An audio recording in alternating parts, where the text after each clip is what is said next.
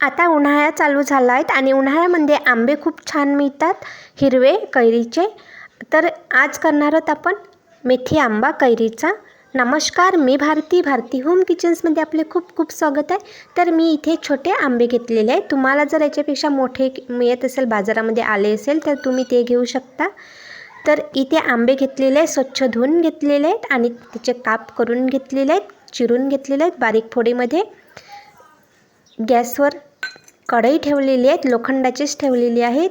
तेल टाकलेले आहे 2 चम्मच आणि 1 चम्मच मोहरी, 1.5 चम्मच मेथी दाणे टाकलेले आहेत. मेथी दाणे आणि मोहरी छान तडतडली की आंब्याच्या फोडी घालायच्या आहेत. याच्यामध्ये म्हणजेच तेलामध्ये जिरं पावडर किंवा हळद नाही घातलेलं आहे. सुके मसाले जळतात, म्हणून ह्या आधी फोडी घालायच्या, नंतर सुके मसाले घालायचे. अर्धा चम्मच जिरे पावडर, 1 चम्मच धने पावडर, छोटा चम्मच हिंग, 1 पाव टेबलस्पून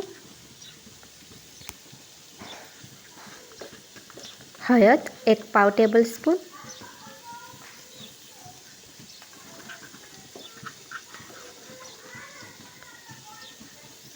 लाल तिखट, 1 चम्मच. तुम्ही तुमच्या आवडीप्रमाणे, तुम्हाला तिखट हवं असेल तर घालू शकता आणखी.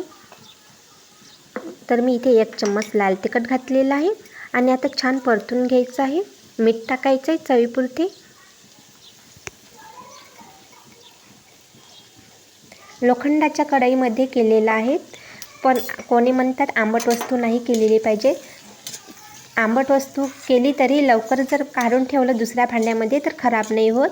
लोखंडीच्याच कढईमध्ये केलेला आहे मेथी आंबा. पण मेथी आंबा झाल्यानंतर हा लवकरच काढून घ्यायचा गरम असतानाच. आता छान परतून घेतलेला आहे 1 मिनिट आणि त्याच्यामध्ये पाणी घालायचं आहे अर्धा ग्लास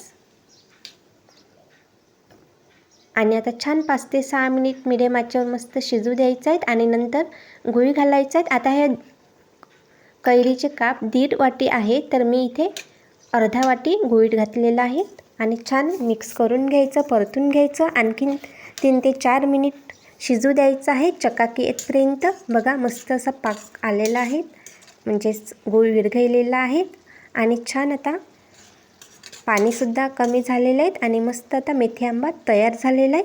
तुम्हाला जर ही रेसिपी आवडली असेल तर लाईक करा आणि चॅनलला नवीन असेल तर सबस्क्राईब करा.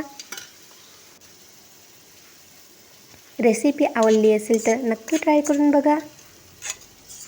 खूप छान लागतात मेथी आंबा आणि उन्हाळ्याच्या दिवसामध्ये असा आंबट चिंबट पाहिजेच तोंडी लावायला. बघा मस्त झालेला आहे, कलरसुद्धा मस्त आलेला आहे मेथी आंब्याला, बघू शकता तुम्ही. फेसबुकवर पाहत असाल तर मला फॉलो करा.